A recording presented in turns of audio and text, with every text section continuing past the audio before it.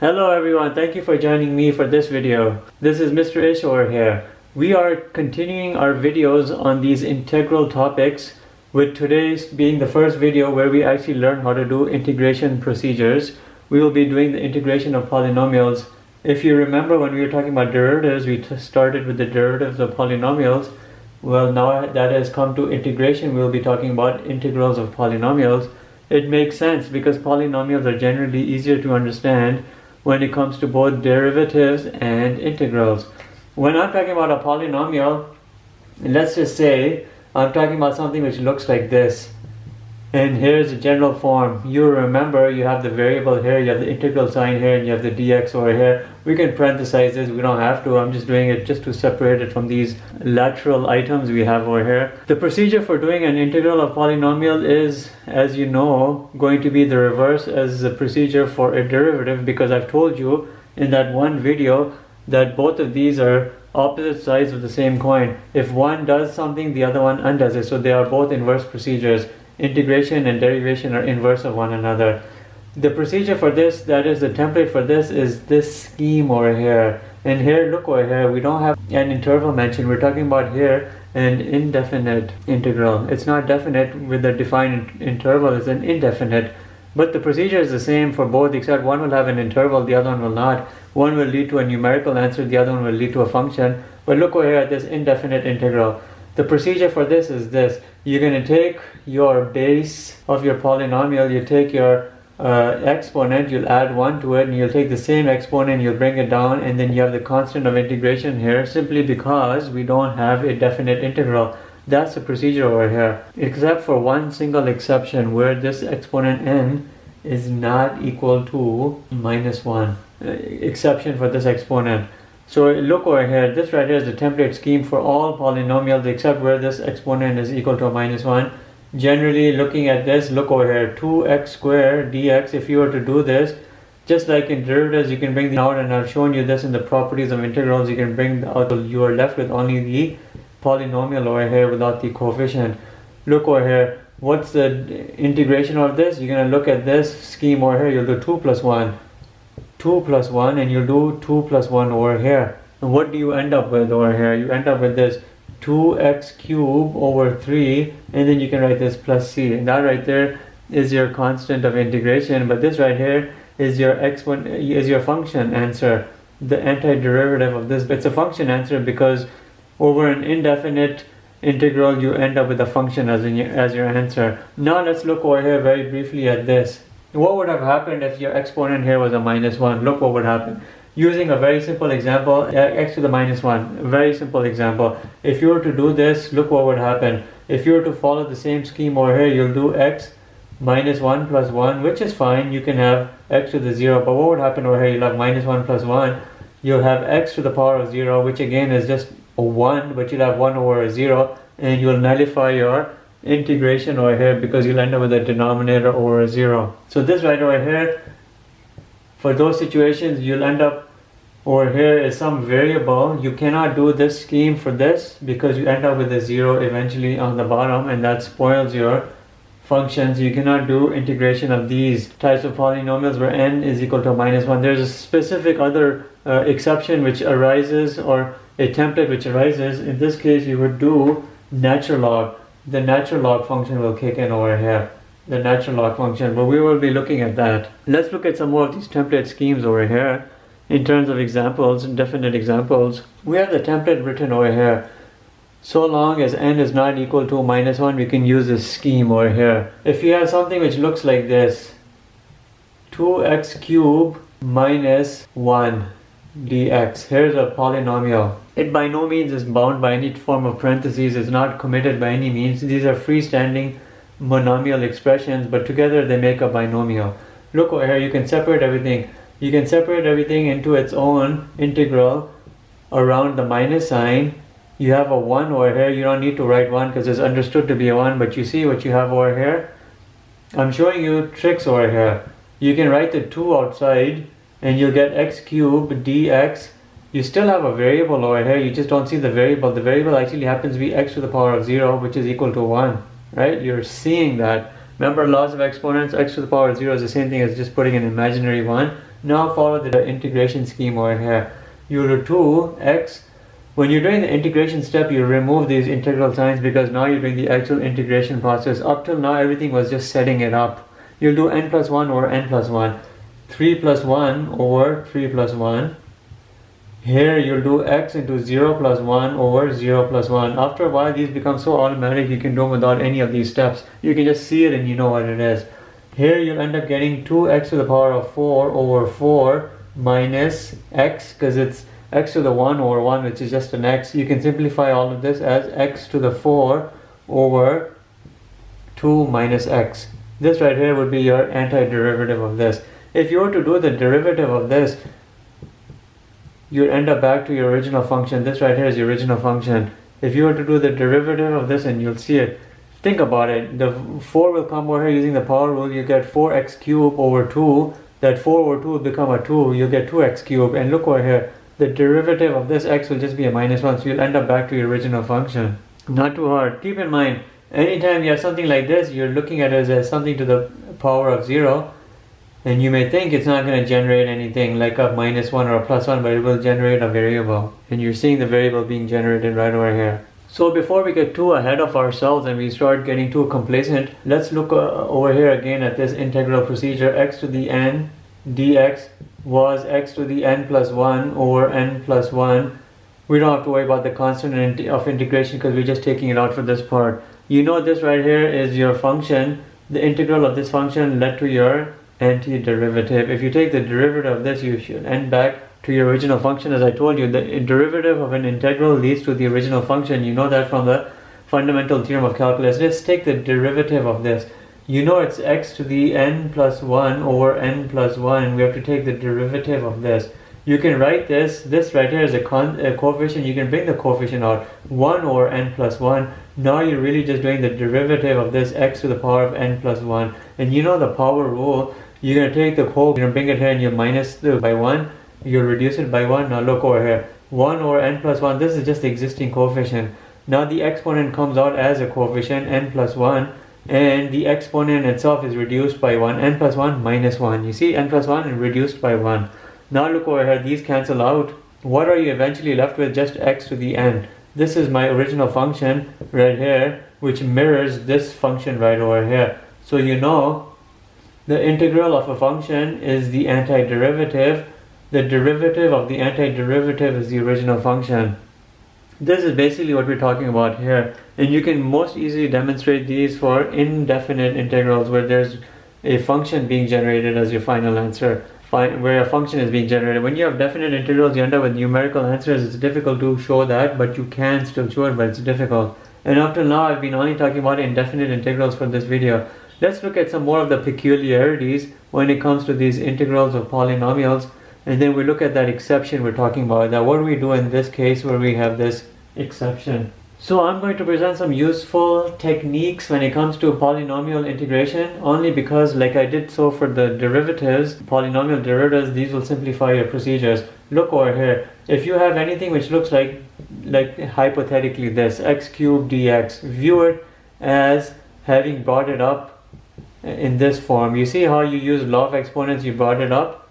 So anytime you see anything looking like this, x to the n, just convert it into x to the minus n, because you can look at this and do the integration of this much easier than you can for this. That's one tip. Another tip is anytime you see just a single item, I'm not talking about a composite, a single item, like you see anything which looks like this, a radical, but a single item in the radical. I'm not talking about an expression because that makes it composite, a single item.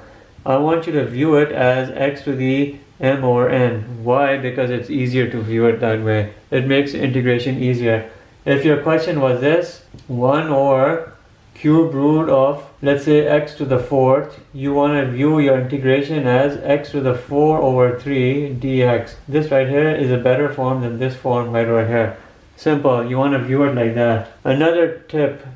Anytime you see anything which looks like this, and you know these x's can be anything. They could be dx, d theta, ds, dt. I'm just using x's out of convenience because I'm using x's all along. I'm just so used to seeing dx. It could have been a dy, du, anything. You want to look at this as always, as I've mentioned previously, as something x to the power of 0 and like that, because it will help you visualize that this is not empty, that something will come out of this and that will be an x. X will come out of it. Why? Because you'll do x to the 0 plus 1 over 0 plus 1. You'll get x to the 1 over 1, which will give you that.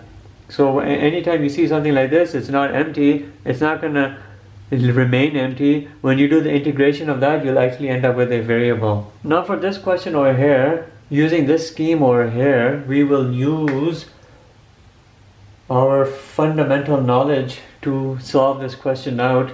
The parentheses here is meaningless in a sense, but meaningful only that I'm separating it from this and from the integral sign. This represents a polynomial function, as you know. Look over here, there's nothing out of the ordinary where you're having this situation play out. This situation is not being seen over here, so we don't have to worry about it. Use your properties of integrals to separate everything if you want. You don't have to, but for the purposes of this video, I will. I'm going to separate all of these out into their separate integrals using properties of integration that you know of, with the coefficients coming out. Look, I can make this out as this, x to the 4, and it has its own dx come with it, minus 2 with its x cubed dx. Each of these monomials here will inherit their own dx, plus write this is using the tip I told you in an exponential form, dx. Now start doing your integration using the scheme over here. 4 plus 1, right? 4 plus 1 over 4 plus 1. Remember, it's x to the n plus 1 divided by n plus 1, easy. Now look over, minus 2 x to the 3 plus 1 over 3 plus 1 plus x to the 1 over 2 plus 1 over 1 over 2 plus 1. Now look over here, you get 5x to the 5 over 5 minus 2x to the 4 over 4 plus x to the 3 over 2. You'll have a 3 over 2 on the bottom, but it'll flip and you'll get 2 over 3. That's what you'll end up getting. So what will your final answer be? Your final answer will be x to the 5 minus x to the 4 over 2 plus 2 over 3 x to the 3 over 2 plus c. This constant of integration, because we have no definite integral, we have an indefinite integral. This entire expression over here represents your final answer. The integration is a function. It represents the integration of this, or it's the antiderivative of that. If you were to take the derivative of this, you will end up back to where you started, and you can see it. Think about it. Use your power rule. This 5 will come out here and the power will become 4. You get 5x to the 4th, so that's solved. The 4 will come out here and the exponent will become 3. 4x cubed over 2 will become 2x cubed, so that's good. And look over here, the 3 over 2 will come over here, multiplied by this 2 over 3. 3 over 2 times 2 over 3 will cancel out. The 3 over 2 exponent will be reduced by 1. You'll get your root x and you're good. So you'll be good. So you know, by doing the test back, taking the derivative of your antiderivative, if it gives you back your original function, it means your antiderivative, which you obtained through integration, is correct. But you don't always have to use this test. This test is just an extra step you can inherit if you want, just to keep checking your work. But there will come a time where these antiderivative functions are so difficult or complicated that it's not always feasible to take the derivative, but you can try certainly to do so. Look over here at this question. We're still doing indefinite integration. We haven't brought indefinite integrals yet. We will, but we haven't yet. Here's our question. View it again or rewrite it in this form. Watch. I'm going to bring the coefficient out and I'm doing x dx because I'm separating each of these into their individual integrals. You know, this right here can be brought up using a minus sign. Let's do that. X to the minus 1 over 3 dx. Nothing wrong with that. It actually makes it easier. These are the same type of things you're doing with derivatives. Plus 2 dx. This right here is actually a coefficient of 2. Look, it's 2x to the power of 0, isn't it? You can view it as 2x to the power of 0, which will give you that. Now do this template for all of these steps over here. You'll get 8. X to the 1 plus 1 is a square over 2, right? There's an exponent of 1 over here. Minus x to the minus 1 over 3 plus 1 over minus 1 over 3 plus 1 plus 2. This was an x to the 0 plus 1 over 0 plus 1. You can put a plus c because we've gotten rid of the integral sign. We have to bring the constant of integration simply because we don't have a definite interval here. Let's simplify this. 8 divided by 2 is a 4x square. This minus 1 over 3 will add with 1, you'll get a 2 over 3. The 2 over 3 will flip around. The 2 over 3 will flip around to 3 over 2. You'll have x to the power of 2 over 3 plus 2x plus c. This right here is representing our antiderivative. If you were to take the derivative of this, you should end up back to over here. 2 times 4 is a 4, 8x, you get that. 2 over 3 times 3 over 2 is a 1, but this power is reduced by 1, it becomes a minus 1 over 3, so you get minus 1 over x to the 1 over 3. Exponent 1 multiplies with 2, you get your 2, and the x becomes x to the 0, so you're left with the base 2. So you are indeed correct over here, in that if you were to take the derivative of this antiderivative, you'd end up with this original function, so the integration is complete. This right here represents the final answer, right here. Not hard. This will be my last example I'll present to you in terms of this polynomials, but for indefinite integrals, because I want to talk about some other aspects in the same video. Look over here. Let's write everything in a more friendly format. We will do x to the minus 2, separating each out into their individual components. You can see this coming out from there. Minus 4 is a coefficient, x to the power of minus 1, right? Dx. Now look where I'm getting x to the power of minus 1, which is going to kick in that rule, but that's fine, we'll deal with it. Plus x to the minus 1 over 2 dx minus 2 dx. Nothing over here is out of the ordinary except for this. That's fine, we'll deal with it. It seems like we're on the right track over here. Now we have to do the integration process over here. X to the minus 2 plus 1 divided by minus 2 plus 1, you get x to the minus 2 plus 1 over minus 2 plus 1. Now what are we going to do over here? Anytime you see this, right, you're going to use as your integral, you're going to bring natural log x. So this x to the power of minus 1, when you do the integration, you can get natural log x. That's how it's going to work out. And that's how it will always work out that way. I'll show you some more examples using this. X to the minus 1 over 2 will be x to the minus 1 over 2 plus 1 over minus 1 over 2 plus 1. It's always following this scheme unless the exponent is a minus 1. Minus 2 x, because you know this right here is x to the power of 0. Let's just do it for completeness sake, 0 plus 1. Now the final step is just the completion of everything. Look over here. X to the minus 2 plus 1 is an x to the minus 1 divided by minus 1. You have a minus 1 over x. You can see that play out right over here. This will just stay as a minus 4 natural log x. This right here will become minus 1 over 2 plus half is a 1 over 2. The 1 over 2 flips, you get a 2 root x. See? Minus 1 over 2 plus 1 is a half. That's root x. Now here you get a minus 2x and plus c. This right here is your antiderivative of this function here. If you were to take the derivative of all of this, you should end up back to your original function. So let's do it. We know all the derivative procedures. Minus 1 over x, if you do the derivative of this, this is the same thing as saying this thing is same as looking at as minus x to the power of minus 1. You do the power rule, minus 1 multiplies with that minus, you get a positive x, but you have a negative reduction of your exponent, you get a 1 over x squared, which is true. 4 natural log x, the derivative of natural log x is 1 over x, you get 4 over x. We still have the minus sign, so we're good. Root x, the derivative of root x is always 1 over 2 root x. You'll have 2 times 1 over 2 root x when you're doing the derivative. You'll cancel out the 2's, you'll end up with that. Derivative of minus 2x is so easy, you know, automatically it's just minus 2, so we're right.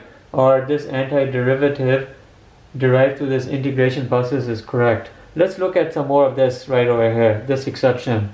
In all of these instances here, we'll have this exception kick in, where your polynomial or monomial or binomial, it's a polynomial, a monomial is a polynomial, where your monomial has the eventual exponent of a minus 1, and you will see this. When you bring the variable up, you get 3x to the minus 1, and you end up with this inheriting of that condition. You inherited this condition, therefore you must bring in the natural log rule. You'll get as your final answer 3 natural log x plus c. If you were to take the derivative of this, you'll end up back over here, because you get 3 times 1 over x, you get 3 over x. So you're good, you're right.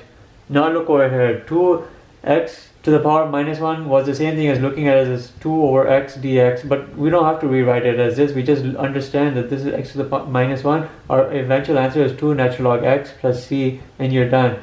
If you take the derivative of this, take the 2 out and take the derivative of natural log x, you'll get 1 over x. You'll end up with getting 2 over x, which is written as just that, 2x to the power of minus 1. So you know again that this antiderivative is right. We're right over here, we're right over here. So this exception is not hard by any means, it's easy. Simplify this. X squared or x cubed is 1 over x dx.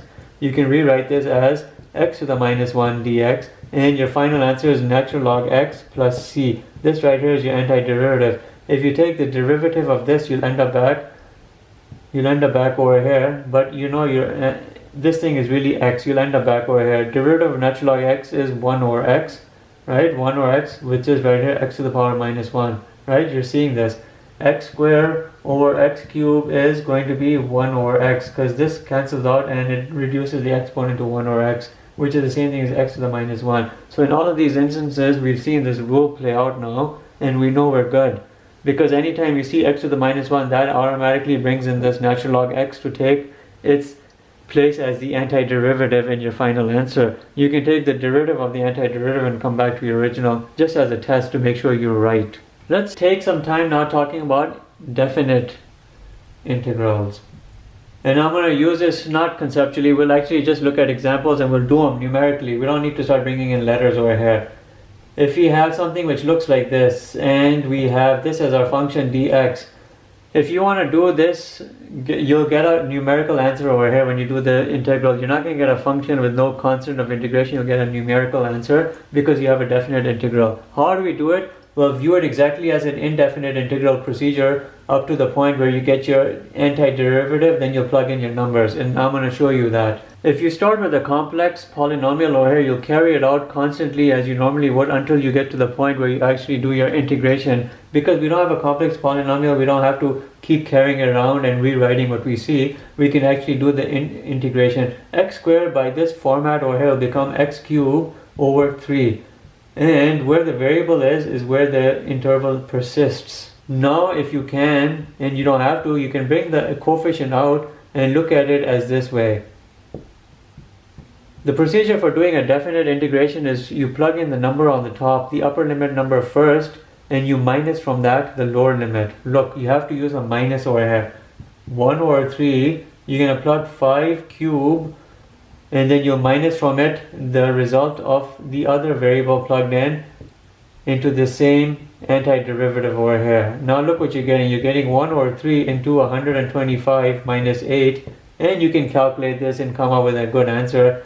125 minus 8, I believe, is 117. 117, and your final answer is 117 over 3. This would represent the area of the curve.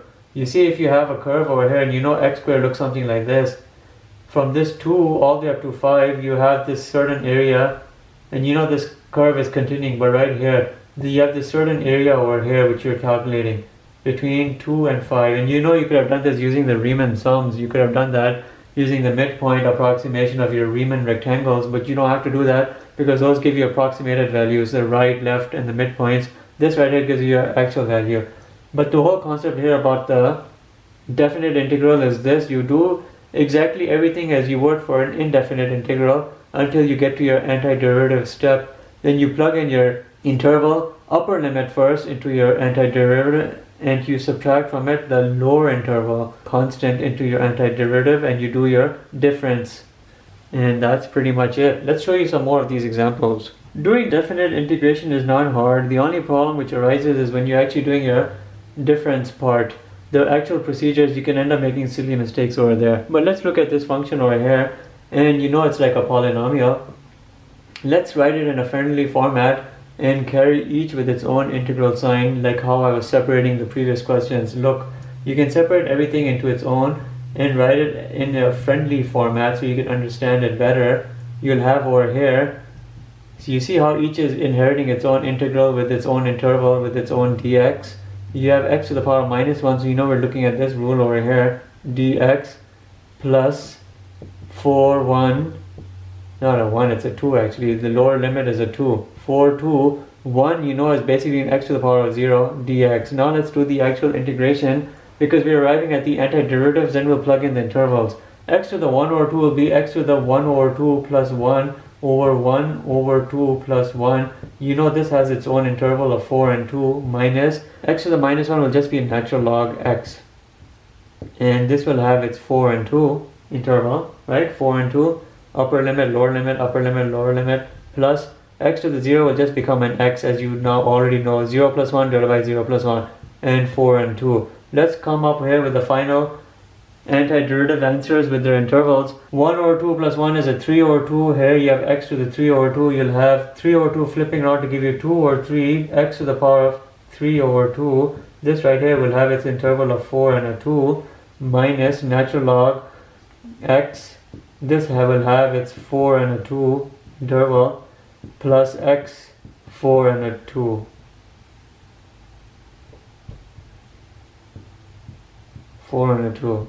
Now we have to actually solve it out. You're going to solve it out individually here, putting 4 and multiply and hitting it with the 3 over 2 exponent minus that from 2 to the 3 over 2 exponent, and then you'll do natural log 4 minus natural log 2 plus 4 minus 2. Let's break it out over here. Let's look at this part right over here first. How will this play out? You'll do 2 over 3 into 4 to the power of 3 over 2 minus 2 to the power of 3 over 2.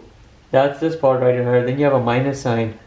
You see this minus sign over here? Now we'll do natural log of 4 minus natural log of 2. You're not going to do natural log parentheses 4 minus 2. You'll do natural log of 4 minus natural log 2 plus here you'll do 4 minus 2. You see how it all is playing out? That's exactly how it will. Now you have to bring out your calculator and do all of this. And my final answer is 4.754. 4.754. And this is what I was talking about. This right here is where you can end up making silly mistake just in the mathematic part. Right here in the mathematical part. This is where the mistake will arise. And you don't want to make that kind of a mistake because it wouldn't be good. But anyhow, if I've computed everything correctly over here, this should be my final answer. Let's look at this integration process for this definite integral over the lower limit 0 and upper limit 5. This would generate basically a kind of a curve, and you're determining the area of that curve from 0 to 5. We don't have to worry about graphing the curve because that's not the purpose. We're learning how to do integration of polynomials. We have this scheme over here as needed. Let's proceed. You're going to separate it out, and you don't have to separate it out because eventually you'll get so familiar with it you can just go directly from here and continue it. I'm only separating it out for the procedure of learning, the procedure and the processes of learning, because it's a video. This 1 over root x can be written as x to the power of minus 1 over 2 plus 4x to the power of 0. I could have done this better over here by bringing the 4 out as a coefficient right over here, but it's fine. We can roll with that. Look over here. Using this procedure right over here, this template, x will become x squared over 2 because it's 1 plus 1 divided by 1 plus 1. This has its interval of 5 and a 0. X to the minus 1 over 2 plus 1 or minus 1 over 2 plus 1. This right here will have its 5 and a 0 interval. 4x to the power of 0, well, let's just write it out. X to the 0 plus 1 over 0 plus 1. This will have its interval of 5 and a 0. Now let's just right here finalize this. This will be x squared over 2, 5 and a 0. This right here, 1 over 2 will flip around as 2. You'll have root x, 5 and a 0. Here you just have a 4x and you'll have a 5 and a 0. This right here, imagine you don't see this interval over here, the upper and the lower limits. If you were to take the derivative of this antiderivative, you should end up back over here, and let's just check it out. X squared over 2, derivative of this, the 2 comes out and the power is reduced by 1. You get 2x over 2, which is just an x, so we're good. This is x to the power of 1 over 2. The 1 over 2 comes out, you multiply with the 2, you get a 1, but the x1 is reduced by 1. You get x to the minus 1 over 2, which is 1 over root x, which is right. This right here is x to the power of 1. That 1 multiplies with the 4. Remember, I'm using the power rule of derivatives here. You end up back at the 4 because you would have ended up with 4x to the power of 0, which is a 4. So the derivative of this antiderivative is good. Now we have to actually calculate calculate the integration using these definite integrals, come up with our single numerical answer. Here all you gotta do is plug in the numbers. Let's come down all the way here. You'll have 5 squared minus 0 squared over 2. That's the first item over here presented. Over here you will have 2 root 5 minus root 0, which is just a 0. See, 2 times root 5 minus 0, which is not too hard. And here you'll have 4 multiplied by 5 minus 0. It's not hard at all. Now you just have to do the computing over here, and let's put it here. 5 square minus 0 square is a 25 over 2. 25 over 2 is a 12.5. Plus 2 root 5. 4 times 5 is a 20, plus 20. We just compute here our final answer. I end up with this 36, let's round it up, 36.97. Here's my final answer, representing the area under the curve. Let's look at this question. This function has 4 minus 3 over x, and it's over an interval from 6 to 10. Lower limit to upper limit. Let's write it in a proper manner. We can write everything with its own, and you'll see it with its own integration symbols.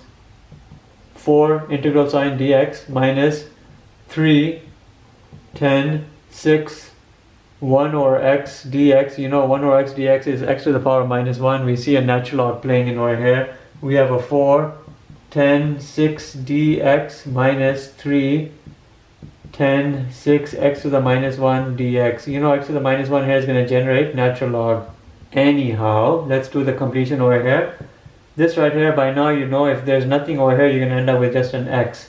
Because you know it's x to the power of 0. When you do the scheme, n plus 1 divided by n plus 1, you'll get a x. X to the power of n will be x to the n plus 1 over n plus 1. That's the derivative. I'm sorry, that's the integration. Over 10 and the 6. Minus 3. If n is equal to minus 1 as your exponent, you're going to have to bring the natural log x condition. Here we'll get natural log x, but over this interval 10 and 6. Now let's just do the actual definite integration. Look over here. 4x 10 and 6 will be 10 minus 6. The difference between these is always a minus sign. From the upper to the lower limit, you're always employing a minus operation. Minus 3 natural log 10 minus natural log 6. You'll get a 4 times a 4 here is 16 minus, and let's compute this, natural log 10 minus natural log 6. I'm getting a 1.53, 1.534, and you can continue this to your final answer and you would be done. This right here is just calculating part, which is easy. If you were to take the antiderivative of just this right here, the variables and their coefficients, you'll end up back over here. 4x derivative of this is just a 4. 3 natural log x derivative is 3 over x. So we know we're right. This right here will represent your final answer. So in all of these procedures that you're learning about these integrals of basic polynomials, do not lose sight of the fact I told you in the properties of the integral video, where if you have the symmetrical function, you know if you have an even function, I'm not going to define what an even function is, but you know it. For an even function, if you end up having anything over an interval minus a to a, f of x dx, just view it.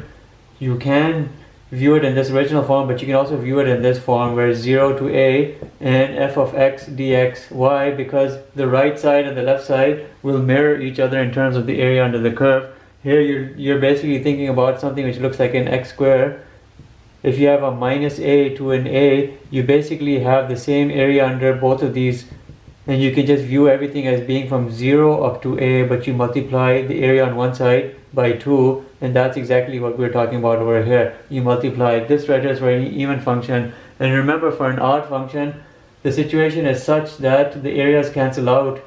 So if you have a symmetric function which happens to be an odd function over the interval minus a to a, I'm not presenting you these questions numerically, but they can always arise. You can always think of this as being a 0, because something will end up cancelling out, and when it cancels out, it doesn't always have to be an x cube or whatever. It could be something which looks like this. Look, right over here. Assuming if everything was drawn properly, this side I've kind of exaggerated, but imagine this is minus a and this is a, and this, let's make it a little more big over here. This area right here would be the same as this area right here, and the two areas, area 1 and the area 2, if you were to do the integration, the difference of the areas would be such that they'd be equal to 0, because it's an odd function. Everything on one side would equal everything on the other side, and you'd end up with 0. So this is another property I've talked about.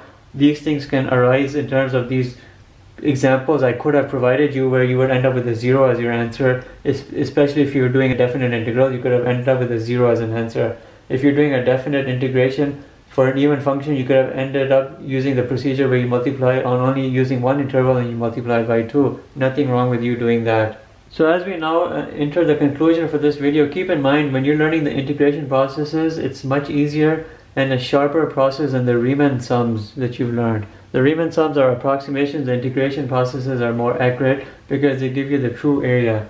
Also keep in mind that all the questions I've provided you today have been involving simple polynomials. There was nothing composite about them.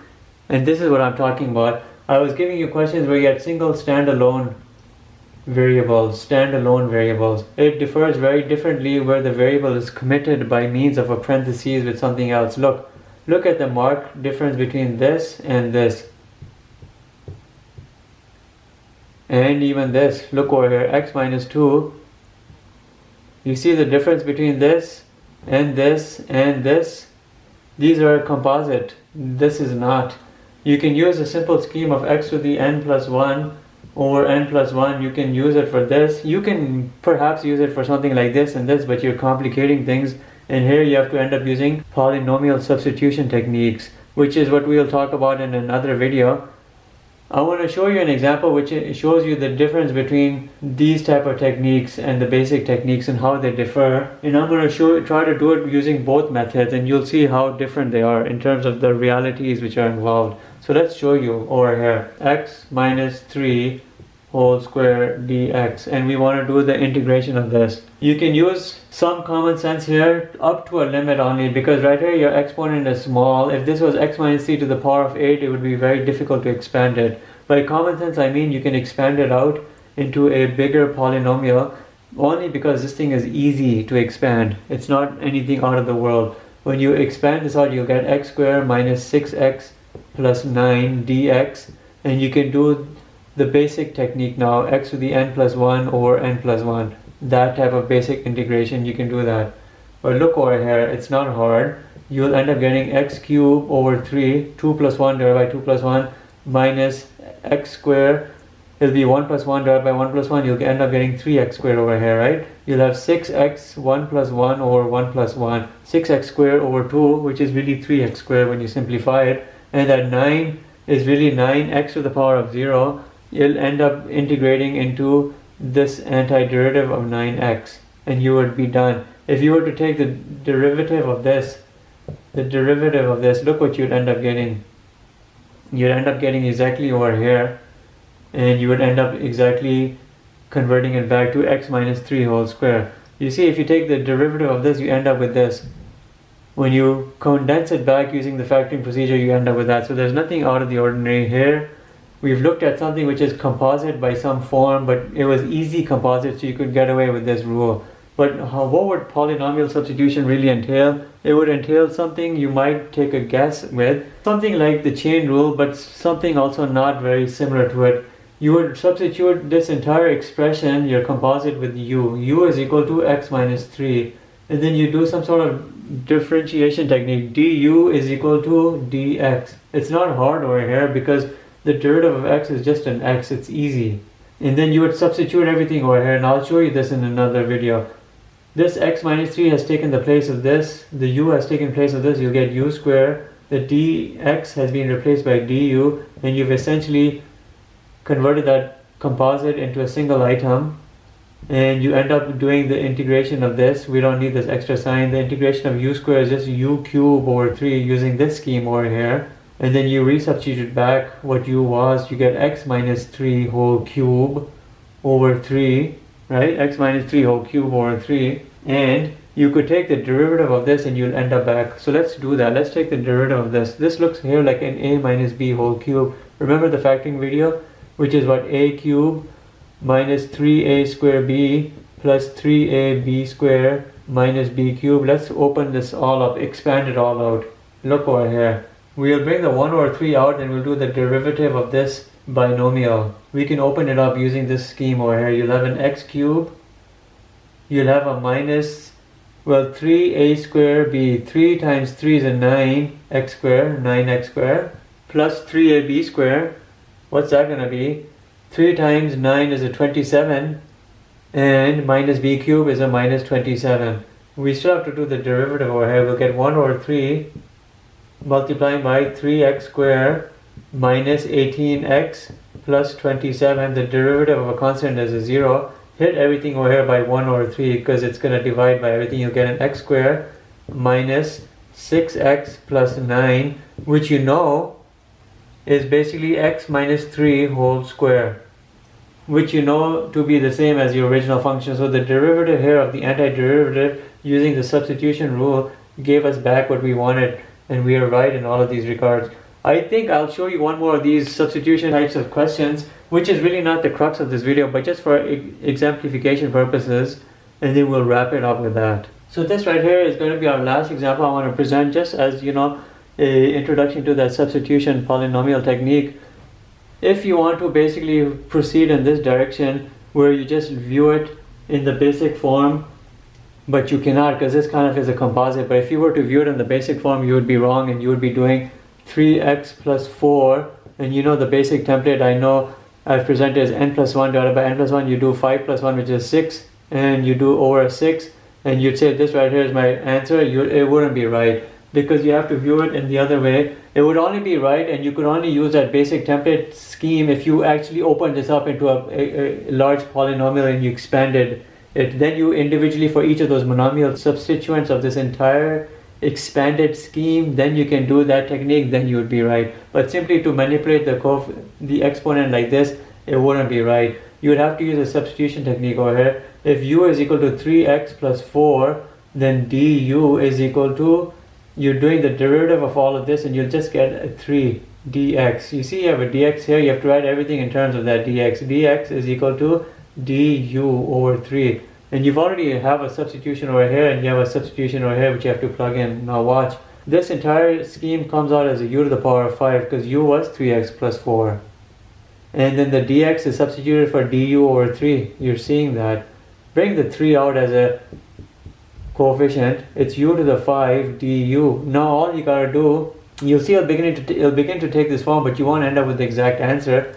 Now you can do the template scheme over here. You'll do 1 over 3 u to the 5 plus 1 over 5 plus 1.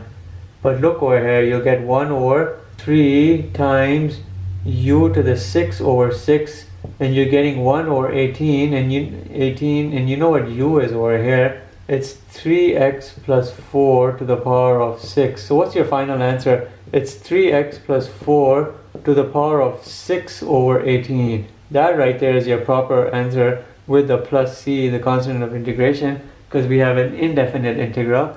But you can't go using this scheme for a committed polynomial. For a committed polynomial which is bound by some form of a parentheses, exponent or radical, unless you open it up and expand it out and then use a simplified process, you can't do it. Then you have to use a chain procedure. This right here is the chain substitution procedure, I call it, or you can say the polynomial substitution technique. You have to use the polynomial substitution technique unless you have decided to expand this out. Then you can get away with the simple template. If you were to take the derivative of this, you'll end up back over here. Okay, if you take the derivative of that, you will. But this right here is your proper integrated answer. That is your antiderivative. And pretty much that's it for this video. So keep in mind, towards the end of this video, I've talked about the polynomial substitution techniques, especially where your variable is somehow committed into some sort of an expression, x plus minus some sort of expression, and there's some sort of a exponent, or you can have a x plus minus another constant here, and you're affected by some sort of radical. In these procedures, examples, you have to use these chain polynomial substitution techniques. For the simple polynomials, monomials, binomials, you can use this technique where if you're doing the integration of x to the n dx, all you are doing is x to the n plus 1 over n plus 1, and you put a plus c at the end if it's an indefinite integral. And any time where n is equal to a minus 1, then you have to do, in that case, x to the power of minus 1 will give you a natural log x plus c, and that will be the condition in terms of x to the exponent of minus 1. And you know, anytime you have a definite integral,